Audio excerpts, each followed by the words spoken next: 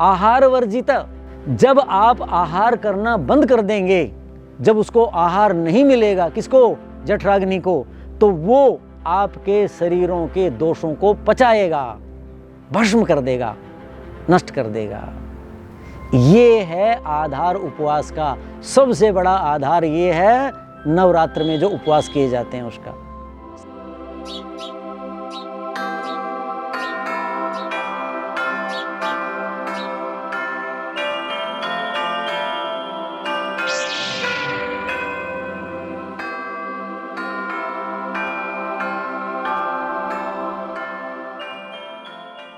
विकास जी, जो हमारा नवरात्र का चिंतन चल रहा है उसका ये तृतीय भाग माने। पर हमारे तो क्या, हम जैसे वेद की बात करते हैं, गाय की कहते हैं कि हमारी, ये नहीं कहना चाहिए। वैसे हम अन्याय करते हैं, छोटी बात है। गाय तो सबकी है। गावो विश्वस्य मात्रा, वेद तो कहता है ना, गाय तो विश्व की माता है। ऐसे ही वेद क्या है? पुराना ज्ञान है ना, तो उस मानव मात्र के लिए है। तो ये जो हमारी प्राचीन बातें थी, सब कुछ थी, वो मानव मात्र की थी। लेकिन हम आग्रही होकर के या उसके प्रति ज़्यादा आत्मीय भाव से, या उसमें हम ज़्यादा गुण देखते हैं, आदर भाव रखते हैं, इसलिए, या हमारे पूर्वजों ने उसको संभाल के रखा और वो यहीं थे और हम उनके पीढ़ियों में पैदा हो गए, तो उसको हम कहते हैं कि हमारा है, हमारा है। धन संपत्ति को सब कहते हैं हमारा, हमारा है। तो ये हमारी जो बौद्धिक संपदा है वैदिक परंपरा की, जो अलग अलग विधान हैं, ज्योतिष है, आयुर्वेद है जी, अध्यात्म है, ये जो पर्व मना रहे हैं हम, ये दिनचर्याएं हैं, ये इसलिए हम अपना कि इससे हम लाभ उठाते हैं और हम कहते हैं तो हमारी है, क्योंकि औरों में ये दिखाई नहीं देती। तो हम कहते हैं कि भाई हमारी है, तुम्हारे जीवन में तो है नहीं है। एक मैं और बात बता दूं, ये विषय चल ही रहा है तो मेरे ध्यान में आ गया, फिर भूल न जाएं। भारतीय लोग पिछले कुछ वर्षों से, जब अंग्रेज़ थे यहाँ, तब पहले भी गए आए हैं, देशांतरगमन, वो दूसरे देशों में रहते हैं। जैसे उत्तरी गोलार्ध में कहाँ रहते हैं? कनाडा वगैरह में, इंग्लैंड वगैरह में रहते हैं। और दक्षिणी गोलार्ध में फिजी में रहते हैं, सबसे उधर जा कर के। ऑस्ट्रेलिया में रहते हैं, कुछ न्यूजीलैंड में भी, ऑस्ट्रेलिया में बहुत हैं। उधर चले जाएं पश्चिम की तरफ तो दक्षिणी अमेरिका जो है उसमें Guyana, British Guyana, French Guiana वगैरह जो इनकी कॉलोनियाँ थी, वहाँ भी भारतीय लोग हैं। भूमध्यरेखीय प्रदेशों में वेस्ट इंडीज़ वगैरह जो है, वहाँ भी भारतीय लोग हैं। तो भारतीय लोग जो बाहर भारत में जब नवरात्र मना रहे हैं, वो उसी समय नवरात्र न मनाएं। ये क्या हो जाएगा? अज्ञान हो जाएगा, अज्ञान हो जाएगा। क्यों हो जाएगा? कि नवरात्र का जो आधार मैं जो मानता हूँ, जैसे मैंने पिछले व्याख्यानों में, अपने पहले व्याख्यान में बताया था, ये सूर्य जब भूमध्य रेखा पर होता है, दोनों समय, यानी सर्दी और गर्मी, दो चीज़ हम मानते हैं लोक व्यवहार में, उनका जो मिलन है, एक ऋतु जा रही है, दूसरी आ रही है, दूसरे समय में दूसरी जा रही है, पहले वाली जो पहले गई थी वो आ रही है, वो मिलन है उनका। वसंत ऋतु में कफ कुपित होता है और उस समय पित्त कुपित होता है। ये जो प्राकृतिक आधार है, इसके कारण ये नवरात्र मनाए जाते हैं। ये मेरा ज्योतिष और आयुर्वेद के आधार पर निष्कर्ष है। तो उन नागरिकों से या जिनके संबंधी, मित्र, परिजन जो इस व्याख्यान को सुने वो रहते हैं, तो यदि वो वहाँ मनाते हों तो वो वहाँ की ऋतुओं के अनुसार करें। चाहे वो नवरात्र न करें, सप्तरात्र करें, पंचरात्र करें, चाहे 5 रात्रि करें, क्योंकि उपवास जो करेगा उसको चंद्रिका का सेवन अवश्य ही करना चाहिए। ये हमारा इतिहास कहता है। कालिदास ने माता पार्वती के बारे में लिखा है कि वो चंद्रिका में बैठती थी और वो अपनी पारणा विधि, यानी जिस दिन उपवास समाप्त हुआ, व्रत समाप्त हुआ, उस दिन उसी का वो सेवन करती थी। लेकिन वो 11 और 12 तो बजने ही नहीं चाहिए, 11 साढ़े 11 के बाद उनको सो जाना चाहिए, जागे न। चंद्रिका का सेवन चाहे पूरे पक्ष, शुक्ल पक्ष में करें। लेकिन जो उपवास करता है, जिसने अपना पूरा अन्न पान आदि खाना छोड़ दिया है और शरीर को शुद्ध कर रहा है, तो उसको अपनी जो कोष्ठ हैं, यानी मल मूत्र मार्ग जिनसे शरीर की शुद्धि होती है, उनकी विकृतियां पहले दूर करेंगे। फिर उसके बाद अमाशय शुद्ध होगा। फिर उसके बाद और अंगों में जो आप फल आदि लेते हैं, जो जल ले रहे हैं, जल में भी क्या क्या चीज़ें ऋतु के अनुसार है। जैसे ये ऋतु है तो इसमें क्या करें, हल्की सी इलायची डाल लें या दालचीनी डाल लें या हल्की सी लौंग, क्योंकि इनमें कटुक रस होता है लेकिन कषाय होता है। तो ये क्या करेंगे, जो कफ है उसको शांत करेंगी और शरीर की शुद्धि बढ़िया करेंगी। जैसे जवारे बताए तो उसमें ज़्यादा, इसमें वसंत ऋतु में कम करेंगे। तो वो जो विदेशों में लोग रह रहे हैं वो अपने यहाँ की ऋतुएं देखें, वो नवरात्र करें, 10 करें, एकादश करें, पंचदश, 15 दिन ही करें, लेकिन वो उतने के बाद न करें। रात्रि को बैठें चंद्रिका में और करें, और पाठ करें, मौन जाप करें। फिर भी कोई नहीं बैठ पाता, मन नहीं लगता है, तो 2-3 परिवारजन पड़ोसी के साथ उनके साथ बैठो, लेकिन मधुर संगीत से आपकी शक्ति घर से न हो, क्षीण शक्ति है, और आपको वो जो शब्द है, वो जो स्वर हैं, वो भी मनुष्य को शक्ति देते हैं। और वो कर्कश हैं, वो रूक्ष हैं, ज़्यादा उत्तेजक हैं तो वो हानि करते हैं। तो यही पद्धति अपनाएं, लेकिन वो जिस भूखंड में हैं, जिस अक्षांश पर हैं, उसकी ऋतुएं देख करके करें, ये कहते हैं।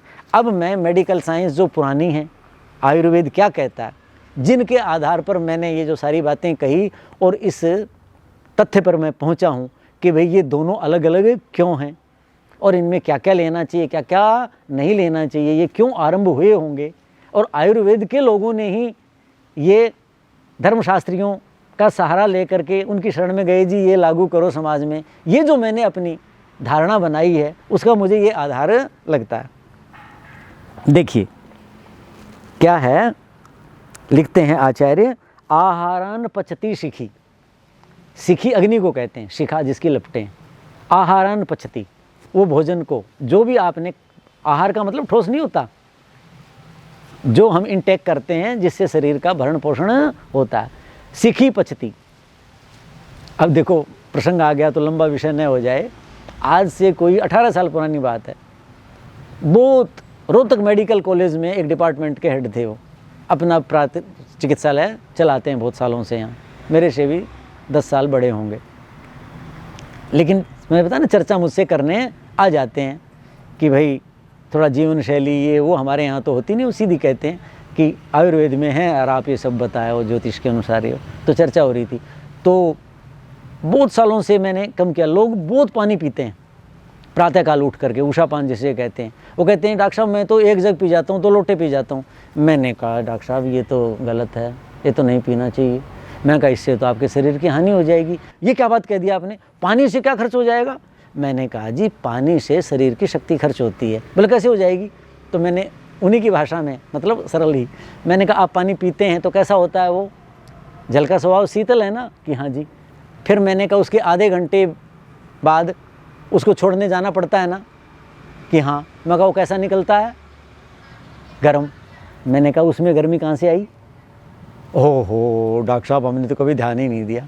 तो मैंने कहा वो जो उस गर्मी आई, आपने 2 लोटा पिया, दोनों लोटा पानी, इतनी जल की आवश्यकता नहीं थी, बाहर गया 1 जग, वो शरीर की गर्मी बाहर गई ना।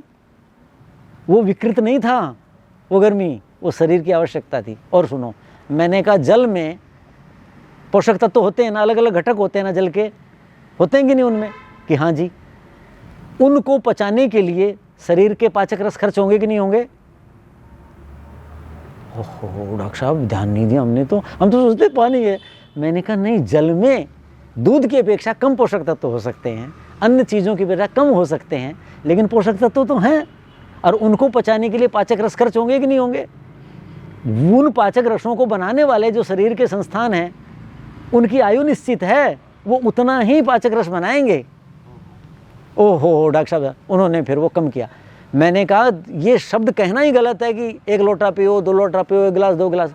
व्यक्ति की वात पित्त कफ की प्रकृति के अनुसार पीना है, 1 ऋतु के अनुसार पीना है, 2 गुनगुना पीना है, कैसा पीना है और किस ऋतु में कितना पीना है एक ही व्यक्ति को। तीसरी बात, शरीर की अवस्था जो मैंने बताई थी, बाल अवस्था, कुमार अवस्था, यौवन, प्रौढ़ी, वृद्धा, उसके अनुसार भी अलग अलग आवश्यकताएं। अब बूढ़े आदमी के में तो कुछ होते ही नहीं, सारी चीज़ें तो पूरी होगी। कितने पाचक रस बन रहे हैं, कितनी रोटी खाएंगे, इतनी, कितने मूंग की दाल खा लेंगे, ले लो जी, मेरा मन नहीं कर रहा। और जवान कब बनाओगे जी, रोज़ यही बनाते रहते हो, रोज़ राजमा छोला तो बना लिया करो, ऐसा कहते ना। और वृद्ध क्या कहेंगे, अरे बेटे थोड़ी सी मूंग की दाल खा लेने दिया करो मेरे लिए बनाइए। बेटे अब दो दो क्या बनाते, क्यों, दोनों की आवश्यकताएं अलग हैं। तो ऐसे ही जल की आवश्यकता भी अलग है। तो ये सारी चीज़ें देखनी है, अलग अलग उपवास करते समय सब कुछ करते हैं। तो ये जो पाचन का मतलब जो भी हम अंदर लेते हैं उसका पाचन होता है। कहते हैं कि आहार को पचाता है। और दोषान पचती, वही सीखी अग्नि, पेट की अग्नि, जठराग्नि जिसे कहते हैं, दोषों को भी पचाता है। कब पचाता है, ये ध्यान देने की बात है। ये सबसे बड़ा आधार है उपवास का। सबसे बड़ा आधार उपवास का क्या है, आहार वर्जित। जब आप आहार करना बंद कर देंगे, जब उसको आहार नहीं मिलेगा, किसको, जठराग्नि को, तो वो आपके शरीरों के दोषों को पचाएगा, भस्म कर देगा, नष्ट कर देगा। ये है आधार उपवास का। सबसे बड़ा आधार ये है नवरात्र में जो उपवास किए जाते हैं उसका, शरीर शुद्धि का। ये जो प्राकृतिक चिकित्सा वाले जो करवाते हैं शरीर शुद्धि, उसका ये आधार है कि जब क्या कहा, आहारान पचती शिखी, भोजन जो किया उसको अग्नि पचाती है। लेकिन आहार वर्जित है, जब उसको भोजन नहीं मिलेगा तो दोषान पचती, वो शरीर के अंदर जो दोष हैं, वात पित्त कफ हैं, उनको समान कर देगा, विषम है तो। और अंदर जो विजातीय द्रव हैं, जैसे टॉक्सिन कहते हैं, विजातीय द्रव कहते हैं, जो सिक्रेशन होते हैं वो विषैले होते हैं। अब क्रोध है, कैसे सिक्रेशन होंगे, कुंठा है, कैसे होंगे, आप सोचो। आप सोचिए, आप बैठे हो, दुकानदार हो, पड़ोसी के ज़्यादा ग्राहक आ रहे हैं और आपके नहीं आ रहे, अब सारे दिन कुड़ते रहते हो, आप लघु शंका करने जाएंगे, देखेंगे जलती हुई आएगी, क्योंकि अंदर जो भाव आए उससे विषैले टॉक्सिन पैदा हुए। और एक वही व्यक्ति जब मंदिर जाता है, दान देता है, गाय को कुछ खिलाता है, गरीबों को कुछ देता है, चिकित्सालय में रोगियों की सेवा करता है, वही व्यक्ति, तो उसके श्राव कैसे होते हैं, भूख भी अच्छी लगती है। लघु शंका जाता है तो ऐसे है जैसे कि लघु शंका नहीं कर रहा, घी और दूध ही जा रहा है, जो है मूत्र मार्ग से, जलता नहीं है ना वो, ऐसा सरल सा ऐसा हो जाएगा सब। क्यों, वो अंदर जो सीक्रेशन हुए, जो श्राव हुए, वो टॉक्सिन नहीं था, विष नहीं था उसमें, विजातीय द्रव नहीं थे। तो अंदर वो सारा का सारा पाचक रसों का कार्य है। तो उपवास जब हम करते हैं, सात्विक भाव से करते हैं, मैं भूखा रहूँगा इसलिए नहीं, मैं अच्छे निमित्त के लिए कर रहा हूँ, तो उस समय अग्नि जो है वो पूरी रहेगी और शरीर के विषों को, मलों को, मैलों को, जो वर्षों से इकट्ठे हो रहे थे, साल भर से इकट्ठे हो रहे थे, या 2 बार जो नवरात्र करता है 6 महीने से इकट्ठे हो रहे थे, उनको हमारे यहाँ क्या बोलो, ये एकादशी का है जी, ये फलाने पर्व का, कितने उपवास हैं, कराए जाते कि नहीं कराए जाते, बहुत उपवास हैं। क्यों कराए जाते हैं, ताकि ये मनुष्य सारे दिन ईर्षा द्वेष में हैं, मेर तेर में हैं, कहीं दुखी है, कहीं बेचारा है, कहीं असाध्य कार्य करने पड़ रहे हैं, अरे इसको स्वस्थ भी तो रखना है। तो आयुर्वेद के आचार्यों ने मंदिर वालों को प्रणाम किया कि पुजारी जी करवाओ इनका कल्याण, और फिर ये उपवास परंपरा शुरू करवा दी। कितने व्रत उपवास हैं, और उन उपवासों में अलग अलग चीज़ जोड़ी हुई है। क्यों जोड़ी हुई है, ऋतु के अनुसार जोड़ी है, कौन बताएगा, धर्माचार्य को तो ध्यान ही नहीं आयुर्वेद का, उसको आयुर्वेद का आचार्य बताता है कि इनको ये बताना, ये खाना है, ये नहीं खाना है, ऐसे खाना है, इतने बजे खाना है, ऐसे ऐसे स्नान करना है, इतनी देर तक पूजा करनी है, ये तिलक लगाना है, ऐसे कपड़े पहनने, ये सब मेडिकल साइंस का काम है। ये शाम अल्प बलाह गदा, गद कहते हैं रोग को, जिनके रोग कम बल वाले हैं, ये कहते हैं ना बहुत बलवान रोग है, बहुत शक्तिशाली, किसी को कम बुखार कम है, किसी को पित्त कम है, किसी को कोई भी रोग हुआ किसी भी तरह का, जैसे कैंसर ही है कि अभी तो थोड़ी स्टेज है, तो अल्प बला मतलब जिस रोग में शक्ति कम है, अभी कम बलशाली है, कहते हैं वो जो रोग हैं, कैसे कहते हैं, पिपासा निग्रही। ये तो पानी पीने के लिए कितना आज के लोग क्यों खाते हैं, विदाही अन्नपान ज़्यादा करते हैं, ईर्षा द्वेष ये वो, इसलिए अंदर पित्त बनता है, टॉक्सिन बनते हैं, उनको निकालने के लिए पानी का ज़्यादा है। पहले सादा जीवन था, खान पान भी ठीक था, ईर्षा द्वेष था, सदा होता है, लेकिन वो कम था। तो पानी का ज़्यादा विधान नहीं था, अब पानी इसलिए ज़्यादा कहा जाता है। कहते हैं पिपासा निग्रह, प्यास का भी निग्रह करो, अन्न का तो करना ही है, उससे भी कहते हैं, कहते उपवासई तान जयेत, क्या लिखा, पिपासा निग्रही उपवासई, जिनके रोग कम बलशाली हैं वो उन रोगों को जीते। कैसे जीते, पिपासा निग्रही, जल को वश में करो, मतलब क्या है, कम लेना है, यही लेना। जैसे मैंने बताया ना कि भाई इस ऋतु में, वसंत ऋतु वाले नवरात्र में हल्की सी दालचीनी डाल दो जल में जब उबालते हैं, हल्की सी, जिनको कफ ज़्यादा है वो बड़ी इलायची डाल दें, जिनको कफ कम है वो छोटी इलायची डाल दें, और जिनको बहुत ज़्यादा थोड़ी लौंग डाल दें। लौंग गर्म नहीं होती, लौंग ठंडी होती है, ठीक है कि नहीं, लेकिन कटुक रस है तो वो कफ को काटेगी और सफाई करेगी। और वो जल आप उबला हुआ लें, अर्थात जितनी जिह्वा मांगती है, शरीर के अंग जल मांग रहे हैं, उनको कितना देना है, कैसे देना है, वैद्य जी ने कैसे बताया था, आचार्य जी ने कैसे बताया था, वैसे ही लूँगा, वो निग्रह करना। और उपवास ही, और उपवास से ऐसे बल रोगों को जीते, ऐसा आयुर्वेद का ये चरक का सूत्र है, चरक कहते हैं। अब ये देखो, उपवास और पिपासा निग्रह, जैन परंपरा में जल का बहुत ज़्यादा निग्रह है, बहुत ज़्यादा, हमारे उपवासों में कम है। तो ये सारी चीज़ें यहीं से सब तरफ फैली हैं, किसी ने कोई चीज़ ज़्यादा पकड़ ली, किसी ने कोई चीज़ ज़्यादा पकड़ ली। अब आगे करते हैं, अमाशय और पक्वाशय, दो बड़ी चीज़ें हैं। ये जो ऋतु है, कफ, कफ जो है उसका वो कहाँ रहता है, अमाशय में ज़्यादा रहता है। तो इस ऋतु में वमन आदि नहीं कारयेत, चरक लिखते हैं कि वमन कराओ। व्याकरण जैसा विषय, अब वो तो आयुर्वेद का विषय नहीं है, लेकिन व्याकरण का आचार्य भी व्याकरण समझा रहा है। चतुर्थी विभक्ति कैसे आए, तो कहते हैं लंघनम ज्वरनाशाय। बोलो उदाहरण क्या दिया जाता है, लंघनम ज्वरनाशाय, नहीं तो और कोई भी उदाहरण दे देते। आयुर्वेद का आचार्य भी स्वास्थ्य की बात करता है कि किसी को ज्वर आ गया तो उसको लंघन करा दो। तो मैंने बताया ज्वर क्यों आता है, ज़्यादातर कफ और पित्त के प्रकोप से आता है। तो लंघन करोगे तो क्या होगा, जो विषम हो गया है कफ या पित्त वो सम हो जाएगा, और इनके कारण जो अन्य आगे की धातु हैं, रस, रक्त, मांस, मेद आदि जो धातुएं, उनमें जो विकार आ गया, लंघन से क्या होगा, अभी बताया कि उपवास से क्या होता है, आहारान वर्जिता सिखी, भोजन जब नहीं मिलेगा अग्नि को खाद्य, तो वो दोषों को खा जाएगा। हमारे शरीर में अंदर जो विकार हैं, विजातीय द्रव हैं, उन सब को वो खा जाता है। तो ये भी कहा कि भाई ज्वर नाश के लिए क्या करो, व्याकरण के आचार्य समझा रहे हैं, समझा व्याकरण रहे हैं कि ये चतुर्थी विभक्ति है, लेकिन उसके साथ आयुर्वेद का जीवन यात्रा का भी उपदेश दे रहे हैं। ये वाग्भट्ट कहते हैं अष्टांग संग्रह में, क्या कहते हैं, अमाशय में स्थित जो आम, आम किसे कहते हैं, जो हम भोजन कर रहे हैं और उसके बाद जो रस बनता है यहाँ, तो कच्चा रस है जिसका अभी विपाक नहीं हुआ है भोजन के बाद, उसको आम कहते हैं।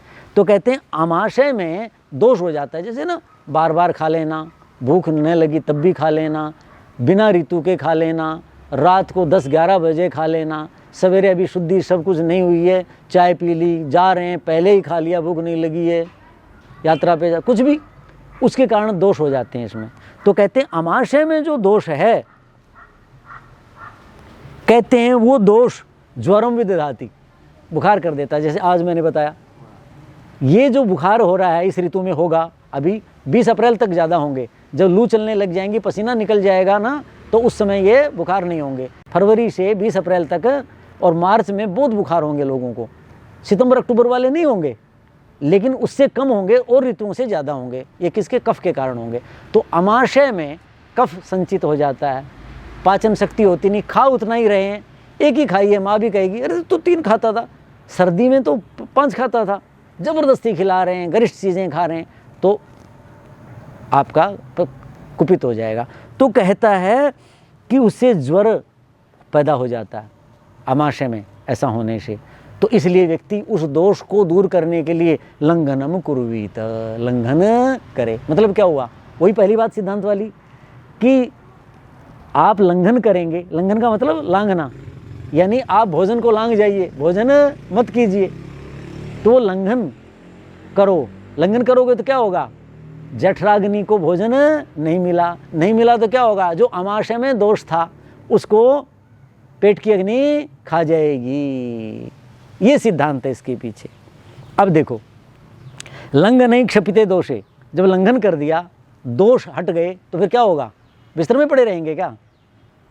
बिस्तर में तो बुखार के कारण पड़े थे, लंघन किया, दोष चला गया, तो बुखार क्या है कि मैं नहीं जाता, बुखार तो उसी के साथ था, तो चला गया। तो कहते लंघन क्षपिते दोषे, लंघन करने से दोष क्षपित हो गया, नष्ट कर दिया, तो क्या हो जाएगा, दीप्तो अग्नौ, अग्नि बढ़ गई। मैंने बताया था ना, इस ऋतु में कफ, वर्षा सितंबर अक्टूबर में शरद ऋतु में पित्त अग्नि को मंद कर देता है, इस समय मंद कर देता है।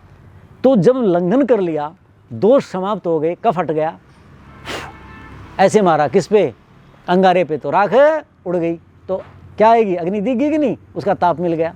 तो ऐसे ही कहते हैं कि जब लंघन करने से दोष चला गया, कफ शांत हो गया, पित्त शांत हो गया, अग्नि दीप्त हो गई। अग्नि दीप्त होगी तो क्या हो गया, स्वास्थ्यम, स्वास्थ्य मिल गया, फिर चलने फिरने लगेगा, घूमने फिरने। कि आप ढीले थे जी, नहीं मैं ठीक हो गया, मैंने उपवास किया था, वो वैद्य जी ने बता दिया था। क्षुत, भूख लगती है, तृण, तृषा, प्यास लगती है, रुचि, हर कार्य में रुचि, भोजन में ही नहीं, हर कार्य में रुचि होने लगती है। बलम, ओजस से जाए थे, उसके बाद बल आएगा, खाओगे तो, और ओज भी बढ़ेगा। कहते हैं ऐसा होगा। कितना बड़ा सिद्धांत वाग्भट्ट बता रहे हैं कि ये सारी चीज़ें भाई ऐसे करो। इसके कारण उपवास का नियम है जो मैं बता रहा था। अब देखो, ज़रूरी नहीं है कि एक दिन का उपवास कर ले। मैं एक आग्रह हूँ भाई, जो पूरे दिन नहीं कर सकता, मेरी भी स्थिति है कि मैं भूख सहन कम कर पाता हूँ, तो मैं कहता हूँ भाई पूरे दिन नहीं कर सकते तो एक बार कर लो, मैं से तो अच्छा है। पिताजी कहा करते, अरे बोले भाई, एक कहे 2 और 2 8, और एक ने कहा 2 और 2 5, 5 वाला ठीक है ना, वो 4 के नज़दीक है, वो तो आ गया, 8 वाले क्या करेंगे। अरे एक कहे 2 और 2 45, उसका क्या करोगे, उसको तो पता नहीं वो आएगा भी कि नहीं। तो भाई पूरे 9 रात्र नहीं कर सकते, 2 रात्र करो, 3 रात करो, एक बार करो, नहीं कर सकते एक बार तो कर लो, दिन में एक बार कर लो, सप्ताह में एक बार कर लो। ये चीज़ें हैं, मूल सिद्धांत आयुर्वेद का समझना है, तो ये करना है।